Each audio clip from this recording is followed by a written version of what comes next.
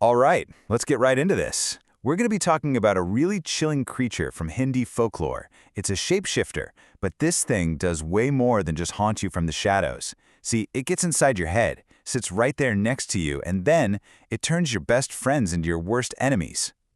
So, picture this. You're on a long road trip, it's late, dark, and you're in the middle of nowhere. You start to feel that sense of dread creep in, and you assume, it's coming from outside the car. But what if it isn't? What if the real danger isn't out there in the dark, but it's in that familiar face in the passenger seat? That's the terror we're unpacking today. So, who or what are we dealing with here? The stories call it the Chalava, and its favorite hunting ground is always the same. These lonely, desolate roads late at night, filled with people who are tired, vulnerable, and probably letting their guard down. The name itself tells you everything you really need to know. Chalava literally means deceiver. Its power isn't about brute force, not at all. It's about illusion. It's about manipulation. It is pure psychological warfare. It doesn't attack your body, it attacks your mind, and it actually feeds on the fear and exhaustion that it creates. Now this is where it gets really methodical. The Chalava has a very specific playbook. It finds a group, waits for them to get tired, picks off the weakest person, and then it wears their skin like a costume to get inside the group's circle of trust. From that point on, it just orchestrates chaos. And you'll see here, on a new moon, you get the Amamashya Chalala, which is at its absolute deadliest, powerful enough to take on an entire bus full of people. So how does an attack even begin? Well, it starts with confusion. The Chalava doesn't just jump out and yell boo. First, it traps you in this supernatural loop, a vicious cycle of disorientation that's designed to wear you down and break your spirit. Let's take a look at how it sets this trap. In one of the stories, you've got this college bus driving through a forest at night. They pass a closed-down tea stall, drive for a good while through this empty, desolate area, and then, somehow, they find themselves back in the exact same forest, passing the exact same tea stall. Now, this isn't just getting lost. This is reality itself starting to break down. The road doesn't go forward anymore. It only leads back to the start of the trap. And this line just perfectly captures that moment of dawning horror. It translates to, "We are caught by the Chalava. The bus has returned to the same jungle." That's when one of the students finally figures it out.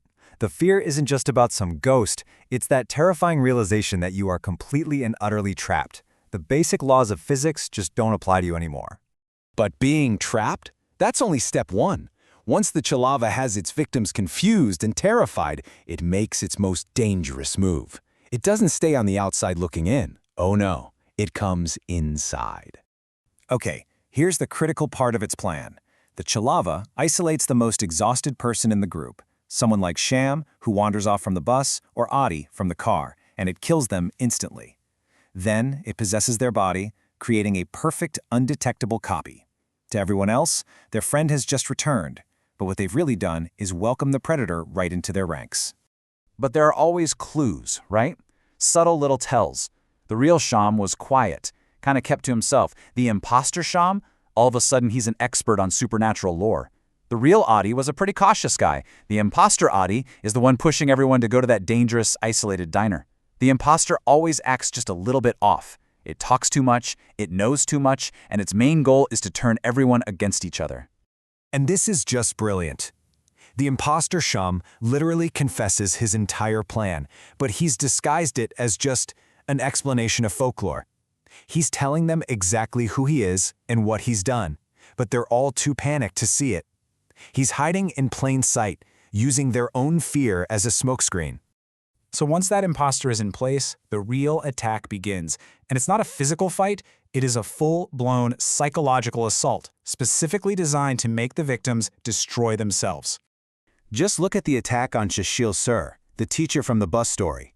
The Chalava doesn't just kill him, it breaks him down piece by piece. First, it lures him with the perfect illusion of his hometown. Then, it hits him with his absolute worst nightmare, his entire family dead. Then, it uses an illusory mob to blame him for it, to weaponize his own grief, and then it hands him the knife to end his own life. The goal is total self-destruction. And that is the ultimate objective. The Chalava is a puppet master. It pulls the strings of grief and anger and paranoia until friends are turning on friends, completely convinced that the person right next to them is the real monster. It wants a bloodbath, but it wants the victims to be the ones holding the knives. So this is its whole arsenal. It creates these illusions of safety, like the village or the diner, that are actually just traps. It falsely accuses innocent people, like that tribal girl in the car story, to create a scapegoat and divert attention. It pushes every single emotional button it can find until the group just completely implodes. Okay, so this all sounds pretty hopeless. I get it, but it's not. There is a defense against a creature whose only real power is lying. And it isn't a magic charm or a silver bullet. No, it's something much, much simpler. And this gets us to the entity's key weakness. The Chalava can create these incredibly convincing illusions, but it can't actually change reality. Its lies are powerful, yeah, but they're also brittle. They just can't stand up to a cold, hard, objective fact. And this is the exact moment the spell breaks in the bus story. The imposter Sham, trying to sound credible, claims his uncle owns a travel agency, but a friend remembers a simple, verifiable fact. Sham's uncle sells street food. It's such a tiny detail, but it's the crack in the facade that brings the entire deception crashing down. This table lays it out perfectly. In both stories, right, the deception gets unraveled by simple observation and logic. The lie about the travel agency gets exposed by a fact. In the other story, a character notices the imposter Adi is smiling while his friends are fighting for their lives. That's an emotional truth that exposes him. The lie about the tribal girl being the monster? Disproven when killing her changes absolutely nothing. Facts always defeat fiction. And the second they identify the source of the lies, the psychological hold is just shattered. The fear and paranoia start to evaporate because now they have a real target. They aren't fighting shadows anymore. They are fighting the deceiver in their midst. That act of identification is what breaks the supernatural loop and gives them a real fighting chance to survive until sunrise. Ultimately, the Chalava is this really powerful metaphor, right? Its only weapon is the lie that turns people against each other by preying on their worst fears. It thrives on confusion and paranoia. And that really leaves us with a final question, doesn't it? In a world that is so full of misinformation and manipulation, how do we hold on to the objective facts that help us spot the real deceivers?